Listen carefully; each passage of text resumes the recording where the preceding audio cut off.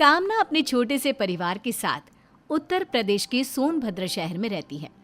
हाल ही में वो अपने बेटे श्लोक की शादी नंदिनी नाम की लड़की से करा देती है, मगर शादी के बाद अपने बेटे में आए बदलाव को वो स्वीकार नहीं कर पाती।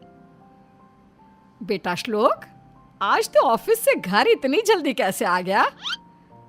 क्या करता माँ, नंदिनी जिद कर रही थी तो आना पड़ा। तो क्या बहू रोज ऑफिस से जल्दी आने को बोलेगी और तू आ जाएगा? अब ऐसी बात नहीं है माँ, दरअसल वो चाहती है कि आज हम कहीं बाहर घूमने चले, तो बस इसीलिए मैं मना नहीं कर पाया और आ गया। श्लोक की ये बातें कामना को जरा भी रास नहीं आती और वो बिना कुछ बोले अपने कमरे में चली जाती हैं।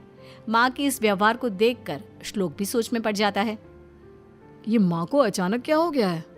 श्लोक सोच ही रहा होता है, तभी वहां नंदिनी आ जाती है। श्लोक, आप आ गए ऑफिस से? अब तुमने इतने प्यार से बुलाया तो कैसे नहीं आता। तो श्लोक साहब, आज हम डिनर भी बाहर ही करेंगे। अरे लेकिन माँ को भी साथ ही ले चलते हैं ना, वो होंगी तो और भी ज्यादा मजा आएगा। श्लोक और नंदिनी कामना के कमरे में जाते हैं। माँ आप तैयार हो जाइए, हम सब आज बाहर घूमने चल रहे हैं।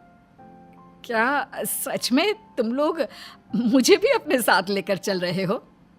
तो और क्या, हम लोग आपके बिना कहीं जा सकते हैं भला? चलिए ना मम्मी जी, अब फटाफट से तैयार हो जाइए आप।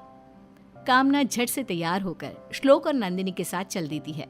तीनों मार्केट के लिए निकल पड़ते हैं, जहां रास्ते में नंदिनी श्लोक का हाथ पकड़ते हुए चलती है। अपने बेटे और बहू को इस तरह साथ चलता देख कामना उन्हें टोकती है।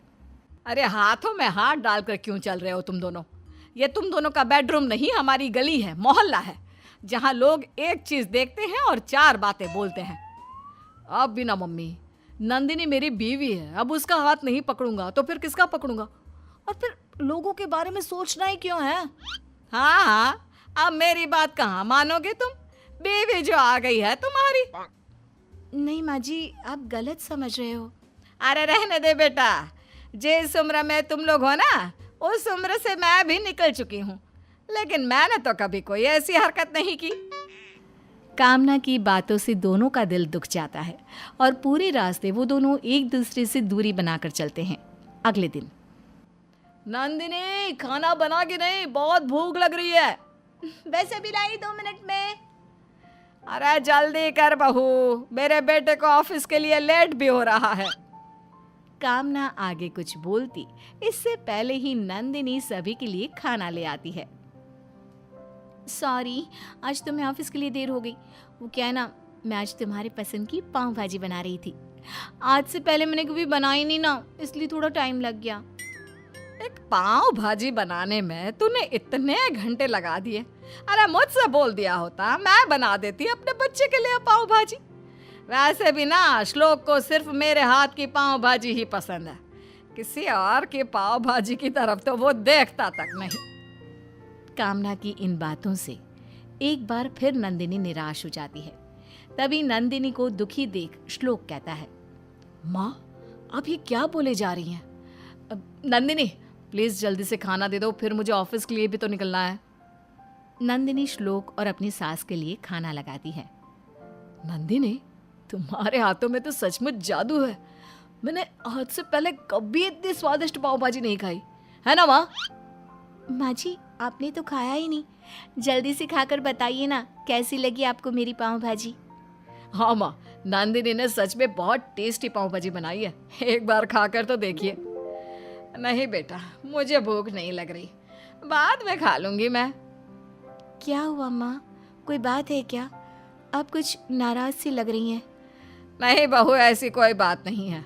तो जाकर श्लोक के ऑफिस का टिफिन पैक कर दे, मैं जरा अपने कमरे में जाकर आराम करती हूँ। नंदिनी को अपनी सास की बातों में हल्का सा रूठापन नजर आता है, लेकिन वो अपनी सास में आए इस बदलाव का कारण नहीं समझ पाती। इसी तरह कुछ दिन बीत जाते हैं। अब कामना को अपने बेटे के मुंह से नंदिनी की तारीफ सुनना जरा भी अच्छा नहीं लगता। एक दिन, अरे कामना बहन, कैसी हो? आज तो बड़े दिनों बाद दिखी। अब क्या बताऊं तुम्हें, आजकल तो कहीं जाने का मन ही नहीं करता।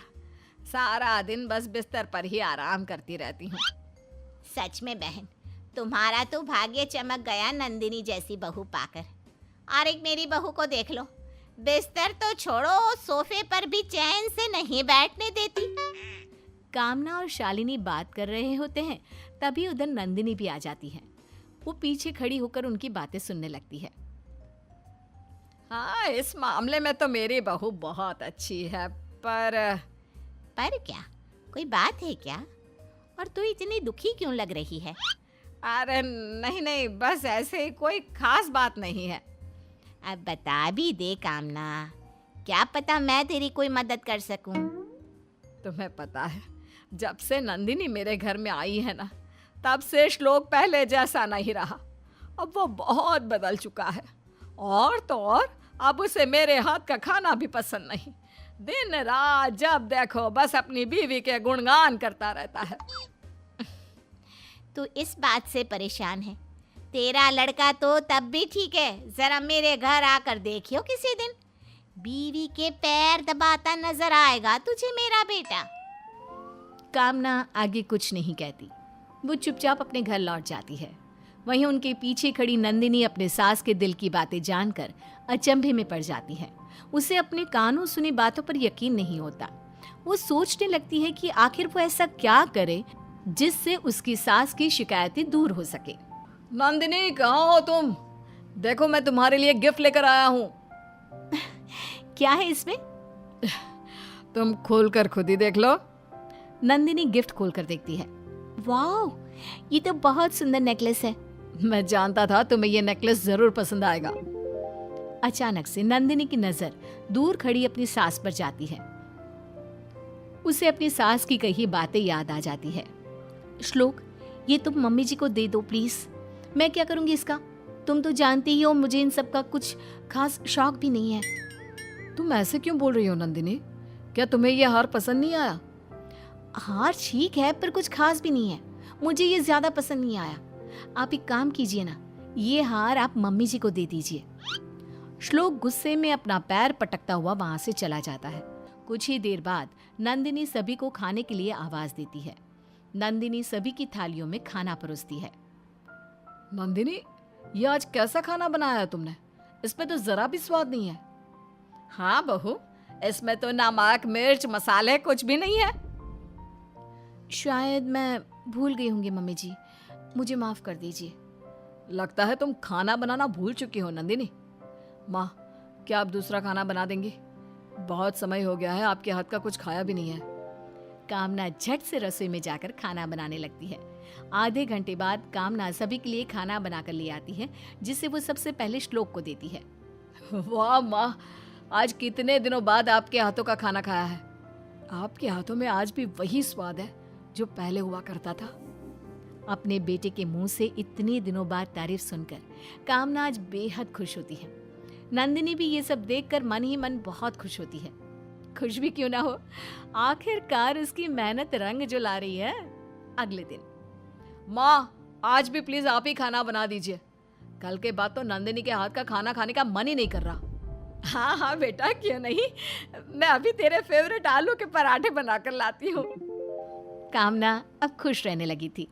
और खुश भी क्यों ना हो, अब उसे उसका पहले वाला बेटा जो मिल गया था। लेकिन जितना श्लोक अपने माँ के करीब आ रहा था, उतना ही वो नंदिनी से दूर होता चला जा रहा था। कामना को भी अब उन दोनों के बीच की ये दूरी खलने लगी थी। एक दिन, नंदिनी बेटा, जरा श्लोक के लिए चाय बना कर ले आ। नंदिनी चाय बनाने के लिए रसोई की तरफ जाती है, जहाँ कामना भी उसके पीछे पीछे चल देती है। जहाँ वो देखती है कि नंदिनी श्लोक की चाय में जानबूझकर चीनी की जगह नमक डाल रही थी। अरे ये क्या कर रही है नंदिनी? तुमने श्लोक की चाय में नमक क्यों मिलाया? वो माँ जी, मेरा ध्यान नहीं था। क्यों झूठ बोल रही है बहू? मैंने देखा तूने जानबूझकर चाय में चीनी की जगह नमक डाला। अब बता, तू ऐसा क्यों कर रही है? माँ जी, मैं ये सब आपके लिए ही तो कर रही हूँ। आपको लगता है ना मेरे आने के बाद से श्लोक आपसे दूर हो गए हैं, तो बस मैं उन्हें फिर से पहले वाला श्लोक बनाना चाहती थी। अपनी बहू के मुंह से ये सब सुनकर कामना की आंखें भर आती है। तुझे ये सब किसने बताया पगली? उस दिन मैं जब मार्केट जा रही थी तब मैंने आपकी सारी बातें सुन ली थी मम्मी जी। मतलब तू मेरे कारण अपना बसा बसाया घर तबाह करने चली थी? मुझे माफ कर दे बहू, मुझसे बहुत बड़ी भूल हो गई। मेरा बेटा तेरा पति भी है, इस बात को मैं भूल ही चुकी थी और उसमें आए बदलाव को स्वीकार ही नहीं कर पा रही थी। लेकिन अब मुझे समझ में आ चुका है कि समय के साथ साथ ये बदलाव भी ज़रूरी होता है। कोई बात नहीं मम्मी जी, मुझे आपसे कोई शिकायत नहीं है। सचमुच मैं बहुत भाग्यशाली हूँ जो मुझे तेरे जैसी बहू मिली। चल अब फटाफट से श्लोक के लिए एक बढ़िया सी गर्मा गर्म चाय बना दे, और हाँ, नमक वाली नहीं, चीनी वाली। जी मम्मी जी। रसोई के बाहर खड़ा श्लोक दोनों की सारी बातें सुन लेता है और मुस्कुराकर वहां से चला जाता है। अब कामना जी को दोनों से कोई शिकायत नहीं होती और तीनों खुशी खुशी साथ रहते हैं।